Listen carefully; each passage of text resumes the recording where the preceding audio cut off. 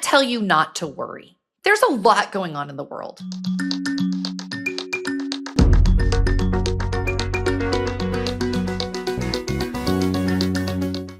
Hello and welcome to another episode of Money on Your Mind from Edelman Financial Engines. I'm your host, Michael Liersch, a behavioral scientist, financial planner, and your chief planning officer at EFE. This week, we're going to do something a little different. Since we kicked off the podcast a few months ago, I've now had the pleasure of talking with about 12 of our financial planners, and those topics have covered everything that we hear clients asking about. We end each episode by asking our financial planners, what's one action you want everyone to take right now with their money? The responses have all been very different and demonstrate what can make financial planning feel so intimidating wherever you are in your financial planning journey. And remember, you don't know what you don't know, which is what makes that question so critical and important. And by hearing those answers, that anxiety you have that makes you feel stuck, less confident in your decision making, or more perhaps likely to procrastinate, hearing the responses can maybe get you unstuck, get you to move forward, and get you to do what's in your best interest. So today, instead of a guess, we've collected a few of those planner observations all in one practical episode just for you. Our hope is that you hear this compilation and recognize something happening or not happening yet in your own financial situation, and you feel empowered to get started today. I and everyone here at EFE want you to feel confident that you're in the driver's seat of your financial life. And we think that begins with having the education, context, and vocabulary to notice where change is needed. So here's our special episode featuring wisdom from our financial planners.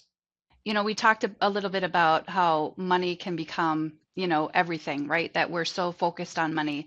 One of the ways that I've found that you can remove the tie or like the grip that money has on your heart is to give some away, right? To give to charity, to give to a family member, to give to somebody who needs it.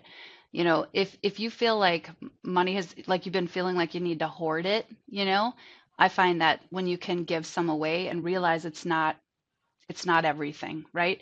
And then sometimes giving can just change your heart around money. So any last words for our audience, especially like one thing that you feel like they should do or be focused on this year?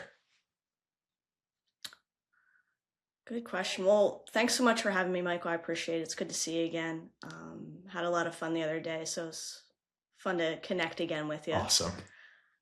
I guess if one takeaway is I know it's so hard to do, but try not to get stuck on the day-to-day and short-term headlines in the news.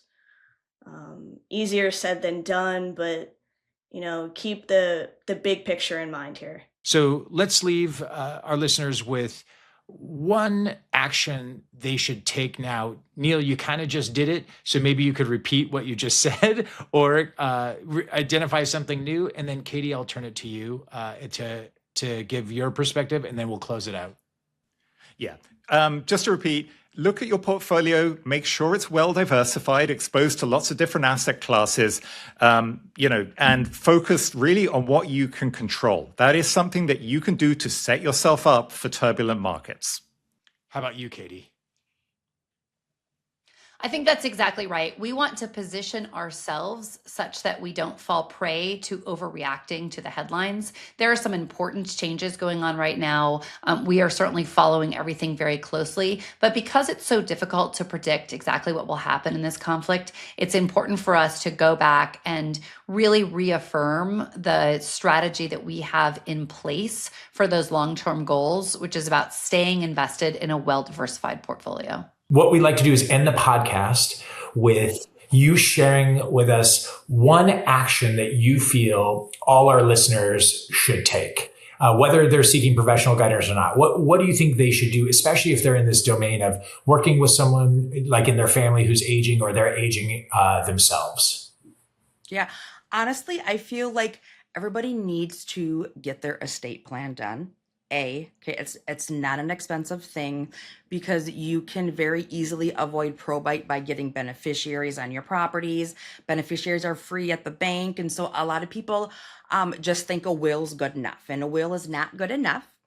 You need more, beneficiaries and things like that. And also is talk to somebody about where you are tax bracket wise, because there's potential to be doing Roth 401ks or Roth IRAs, or you might be in a higher tax bracket, but maybe it still makes sense to do the Roth 401 because you're always going to be in that high bracket because of pensions and things like that. And so it's the tax manipulation is where I feel like there's a lot of missed opportunities with some tax arbitrage, if you would. What's one thing that you think every client should do right now, or every listener should do right now? What's one thing that you would suggest? Change how they view money. And what I mean by that is, money is a tool. It's not the end all be all. It is what you use to help you accomplish your goals, whether it's retirement, or sending a kid or multiple kids to college, or buying that very first home. I far too often see people change how they view money and loathe to spend it. They get to retirement and they form those really good habits of, I know I need to save and I'm going to save till it hurts. But then I'm now trying to convince them to do the very thing that's anathema to them, spend their money.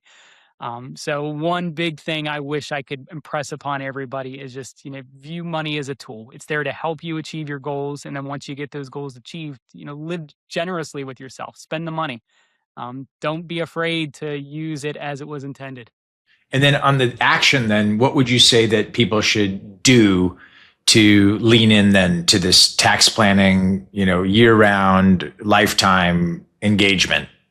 So it starts with knowing where you are. Just like you want to know if you're planning a road trip and you want to know if you're trying to go somewhere, you got to know where you are on the map, right? So the first thing and most powerful thing I think people can do is have their tax return, their prior year return, analyzed by a professional. But start, if nothing else, by looking backward to see what happened. That better positions you for the future. What's one thing that you think every listener focused on this podcast, maybe they're going to talk to a friend who's in this phase, maybe they're going to talk to their spouse or a partner to our conversation. If they're entering that phase or they're in that phase themselves of 1 to 2 years out from retirement, maybe it's about them. Yeah. What's one thing that people should do right now?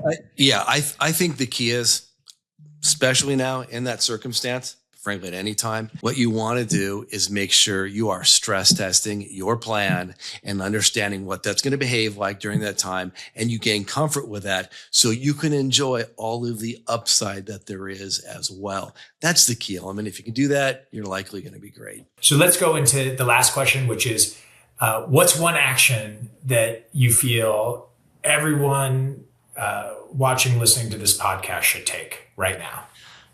That would be starting the conversation. Don't be afraid. Don't feel that it's too overdue to start the process of getting proper estate planning documentation in place.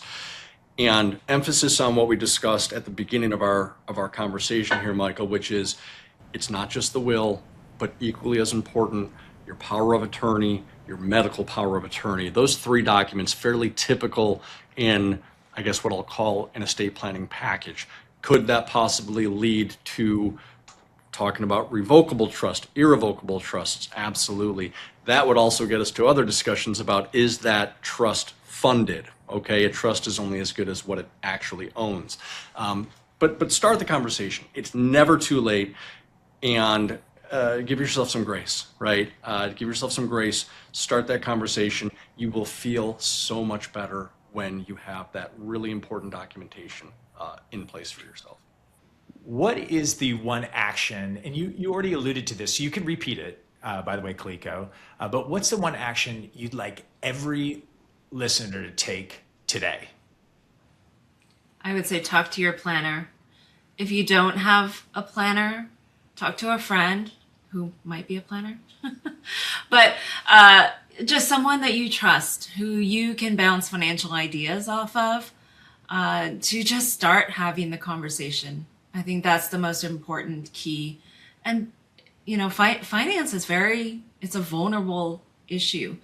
You really have to place your trust in someone. So find that person who you can bounce ideas off of, but take this step, even if it's little. Open that Roth IRA, open that regular IRA, start contributing to your 401k, or up it by 1%. We have seen women in particular start to take more of an active role in their planning.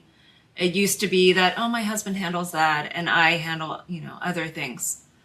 But now it's women are wanting to be a part of the conversation. So whether you're man, woman, whatever it is, find a group of, again, people you trust who talk about these financial topics to where you can be vulnerable, you can share, you can ask dumb questions. No question is dumb, by the way. And again, start the conversation, but do it in a safe place. If that encourages you to keep going, to keep showing up, then do it. What's the one thing they should take away from all of this? We can't tell you not to worry. There's a lot going on in the world. And we shouldn't say that, Katie, right? That just never feels good. Don't worry. No. Calm down. No. Right? Those are terrible things to say. And we can't tell people to not be interested either. I'm very interested in it all. What we can try to do is keep some poise and some calm around how we invest in a crazy world. We could see our investments go up and down, but we know from a long history and a lot of study that we are better off when we can be investing in a lot of things put together really carefully and not reacting too much to the specifics. So to me, the message is we within Edelman Financial Engines are constantly monitoring these things and asking ourselves carefully, when do they change our long-term assumptions? We're also constantly telling ourselves and trying to remind our clients that everything that we've learned and seen so far over the last many decades is that we're better off keeping that really diversified, steady portfolio and not falling prey to the excitement in the news. Any last thought you want to leave with our audience before I close this out? I would just say, just take one day at a time. Make it count. Do your job. Find someone that can help you with the rest of your life, right? The rest of the big decisions. Take care of your family. Make every moment matter, and you hope the rest of it will work itself out. What do you think is one action, because we always like to highlight that on the podcast, one action everyone listening or watching should take right now? I think the thing to do is to focus on what you can control, right? So, if you may have worked with someone to develop a plan, you may have a plan of your own. Make sure your portfolio is set up to meet that. I would advise people not to try to set up their portfolio sort of opportunistically to try and base it on what's going to happen in the short term. Make sure your risk tolerance is where you want it to be, where it should be to fulfill your plan and that you're comfortable with, and keep maintaining the portfolio. And that would be my advice. It's never a comfortable time when markets are like this, but being disciplined really is a recipe to increase your odds of success. Any last words before we part ways with our audience? Thank you, Michael. Here are my last words. Save early, save often, save till it hurts, and save a little more. Thank you again for listening to Money on Your Mind, and thanks to all of our amazing financial planners at EFE, but most of all, to you for listening. Subscribe to the show on Spotify, Apple Podcasts, or YouTube, and feel free to leave us a rating to help others find the show as well. I'm Michael Liersch from Edelman Financial Engines. Talk to you next time.